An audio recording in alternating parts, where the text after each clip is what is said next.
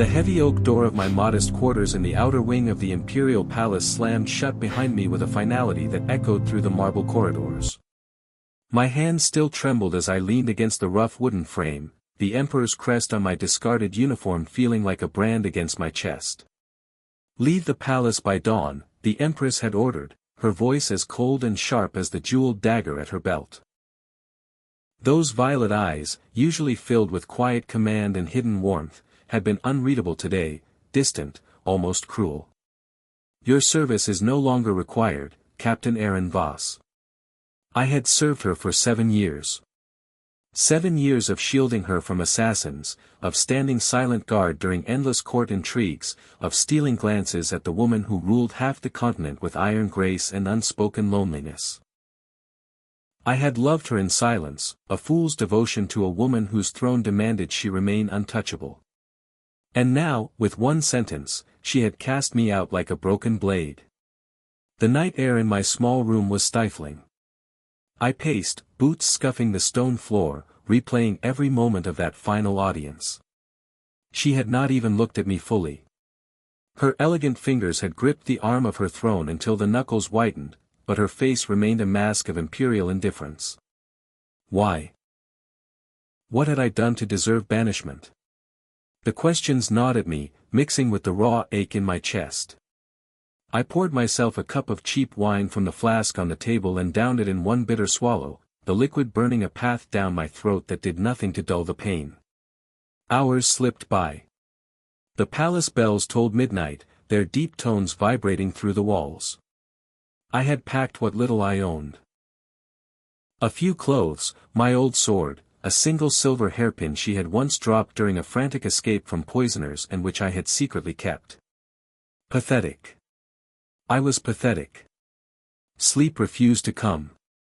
Instead, I sat on the edge of the narrow cot, staring at the flickering candle, my mind a storm of memories.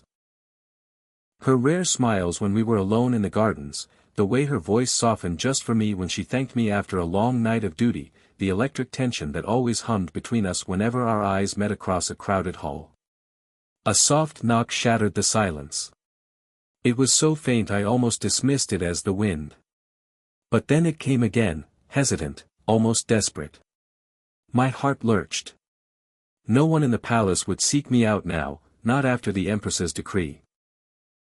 I rose slowly, hand instinctively reaching for the dagger at my belt. The knock sounded once more, weaker this time, accompanied by a sound that twisted something deep inside me, a muffled sob. I yanked the door open. There she stood, Empress Serafina Vossari, ruler of the Eternal Empire, draped in nothing but a thin silk nightrobe that clung to her frame like moonlight on water. Her long raven hair, usually pinned in elaborate braids crowned with diamonds and rubies, hung loose and disheveled around her shoulders. The imperial crown was gone. Her face, that perfect, regal face that had launched wars and inspired poets, was streaked with tears. Those violet eyes, red-rimmed and swollen, looked up at me with a vulnerability I had never seen before. She was trembling, arms wrapped around herself as if trying to hold her shattered composure together. For a heartbeat, neither of us moved. The corridor behind her was empty, the torches casting long, dancing shadows that made the moment feel like a fever dream. Suspense coiled tight in my gut. This could be a trap. A test. Or worse, something had driven the most powerful woman in the known world to my door in the dead of night, barefoot and crying. "Your Majesty." My voice came out rough, cracked with disbelief and the storm of emotions I could no longer contain. I stepped forward instinctively, but stopped myself, remembering her order. You told me to leave." A broken sound escaped her lips, half sob, half laugh. She swayed, and before I could think, I caught her, my arms wrapping around her slender form. She was freezing, her skin like ice against mine, despite the warm night. The scent of her, jasmine and something uniquely hers, like starlit gardens, flooded my senses. She buried her face in my chest, her body shaking with silent cries that tore at my soul. "I couldn't let you go," she whispered, the words muffled against my shirt. "Not like that. Not after, everything. I guided her inside, kicking the door shut behind us with my heel. The small room suddenly felt too intimate, too small for the weight of an empress.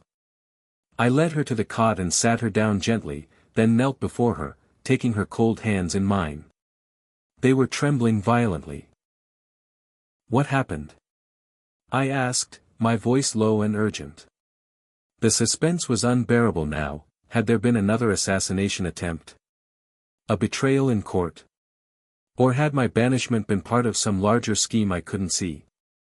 Why did you order me away? And why are you here, like this? Serafina lifted her head, tears still streaming down her cheeks. Up close, without the armor of her imperial regalia, she looked heartbreakingly young and fragile. The woman who had stared down enemy kings now looked at me with raw, unguarded pain. "Because I am a coward, Arin," she confessed, her voice breaking. "Because if you stayed one more day, I would have done something unforgivable. I would have reached for you in front of the entire court. I would have let the mask slip." My breath caught. Emotion surged through me like a tidal wave, shock, hope, a fierce protective love that had simmered for years now roaring to life. "You, what?" She laughed bitterly, a sound that held no joy. "Every time you stood guard outside my chambers, every quiet conversation in the archives, every moment you risked your life for mine. I felt it. This pull. This impossible, dangerous thing growing between us. I am the Empress. I cannot love. The throne demands alliances, heirs, cold calculations. Not a captain from the outer provinces whose only crime is making me feel alive." Her fingers tightened around mine, nails digging in as if afraid I would vanish. Today, during the council, Lord Varric proposed yet another marriage alliance. He looked at me with those greedy eyes, and all I could think was you. Your steady presence. Your quiet strength. The way you smile only when you think no one is watching. A fresh tear slipped down her cheek. I panicked. If I kept you near, I would ruin us both. The nobles would see weakness. My enemies would strike. So I ordered you gone. I thought distance would kill it. That I could forget. The room spun. My heart pounded so hard I could hear it in my ears. All those years of silent yearning, of convincing myself it was one-sided, of burying the ache beneath duty. And now she was here, crying outside my door, confessing what I had only dared dream. But the suspense lingered, dark and heavy. Then why come now? I asked, my thumb gently brushing a tear from her cheek. Her skin was so soft, so warm despite the chill that had clung to her. If sending me away was meant to protect us, why risk everything by coming here? Because I couldn't breathe without you, she whispered, leaning forward until our foreheads nearly touched. Her breath was warm against my lips, carrying the faint salt of tears. The moment the order left my lips, regret consumed me. I dismissed the court early. I paced my chambers like a caged lioness. And when the palace slept, I slipped out through the secret passages, the ones you once showed me after that assassination attempt in the East Wing. I ran here, barefoot, because the thought of you leaving at dawn, believing I hated you, it broke something in me. She pulled one hand free and cupped my face, her touch tender yet desperate. I found you crying outside my door in my dreams for years, Arin. Tonight, the roles reversed. I am the one who cannot bear the separation. I am the Empress, yet I am begging at your threshold like a common woman in love. The emotional intensity crashed over me, stealing my breath. Love.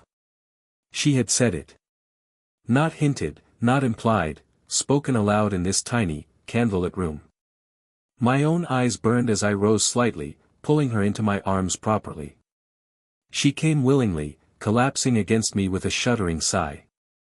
Her body fit perfectly against mine, as if the universe had designed this moment across all the years of duty and denial.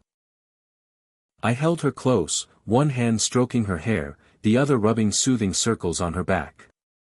The silk of her robe was thin, I could feel the rapid beat of her heart matching my own. I never wanted the throne's burdens for you, I murmured into her hair. I only ever wanted to keep you safe. To see you smile without the weight of empires on your shoulders. My voice cracked with the depth of feeling I could no longer hide. If leaving means you can rule without fear, then send me away again. But know this, I will love you from the borders, from the ends of the earth, in silence or in shouts. You are not alone, Serafina. Not tonight. Not ever.